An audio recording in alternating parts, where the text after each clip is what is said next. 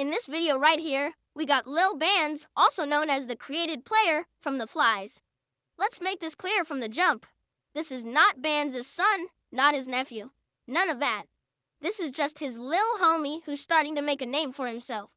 He would go on to say that a lot of EBK members are just rappers, that they don't spin blocks, and that they're not really what they rap about. That's a bold statement, especially when it's aimed at a whole infrastructure that's built its image on street credibility.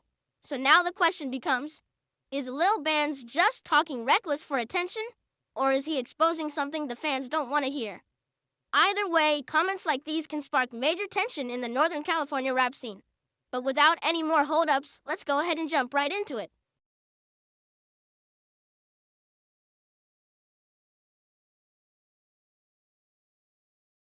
Nigga said we ain't outside, nigga. My daddy, we outside.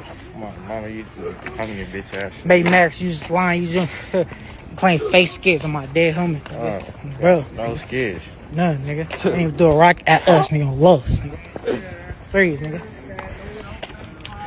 And we outside, nigga. Drop low. And we outside, nigga. My mama. Matter of fact, hey, let's go to Nightingale gang. Come on, Mama, let's go. Keep putting clown emojis and you got another grown ass nigga name, bro. That nigga ain't nothing to you and you trying to be Lil Bansz. You little ass bitch. Nigga jumped off the porch at 2025. Nigga popping that hot shit to me, nigga. Fuck you talking about? You such a bitch. I want to catch you when I don't got no gun, dead homie, so I could just slap the fuck out your bitch ass. Don't give my life saying nothing, nigga. Unless you want to do some gangster shit tonight, nigga. We can make some shake tonight. Don't talk to me, nigga. Go get your big homie or something, nigga. I'm not finna play with no nigga that just came around 2 months ago, nigga. I'm my dead brother, nigga. You don't got no rank to say shit to me. Don't make me spank, nigga. The homie say some weird shit again on CC grave. I'm a grave nigga. Nigga, snake before you bite me. That's on Jazz, nigga. Come through swinging and switch shooting at your face, nigga. Don't make me walk a nigga down. Don't play with me. When you really sit back and analyze these two groups, you start to realize that what we're witnessing is not just a beef. It's history, it's culture, and it's pain all mixed into one. This isn't just about a corner store sighting or a couple of videos going viral. This is about two infrastructures that have been at odds for years, building up tension to the point where even the smallest action becomes a statement. The reality is, both groups feel like they have something to prove. One side feels like they've been disrespected and can't allow that to slide. The other side feels like they've carried the weight of their neighborhood on their shoulders and can't afford to look weak in front of the world. And when you combine that mentality with music, with fans, with the internet always watching, you get a dangerous cocktail that's hard to control. Now let's be real. Outsiders might think this is all entertainment. They see the clips, they hear the diss songs, they laugh at the jokes on social media. But for the people living this life, the ones really tied to these groups, it's deadly serious. It's about survival, it's about loyalty, and it's about proving you're willing to stand on business no matter what. And that's where the tragedy lies, because once the guns come out, once the funerals start piling up, nobody really wins. Think about the pattern we've already seen. Young artists with massive potential taken too soon, people spending their prime years behind bars, families forced to mourn, kids growing up without fathers, and yet even with all that loss, the beef continues, almost like it's on autopilot. Every new generation feels the need to carry the torch, and instead of breaking the cycle, they keep it alive. At the same time, we can't ignore the fact that these two groups have power. They have influence. They have voices that reach thousands, if not millions of people. Imagine if all that energy, all that passion, all that loyalty was directed towards something that built the community instead of breaking it down.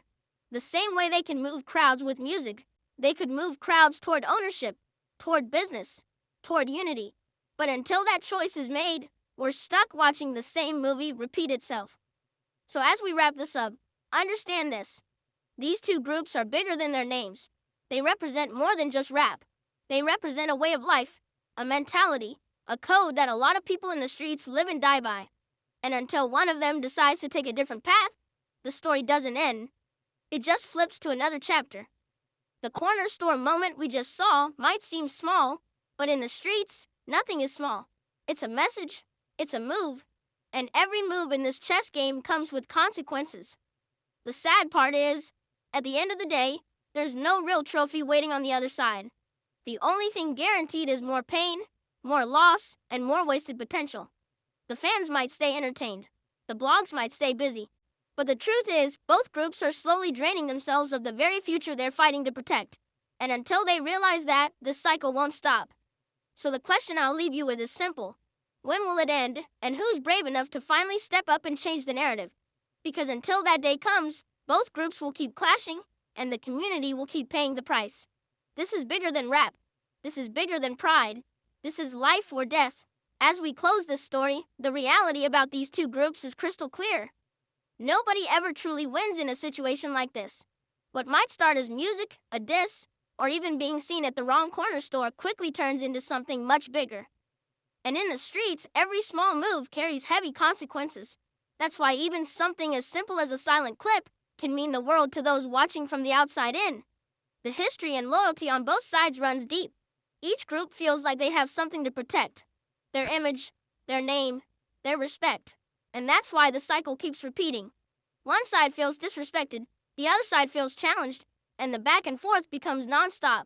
But when you step back and look at the bigger picture, you start to see how costly it really is.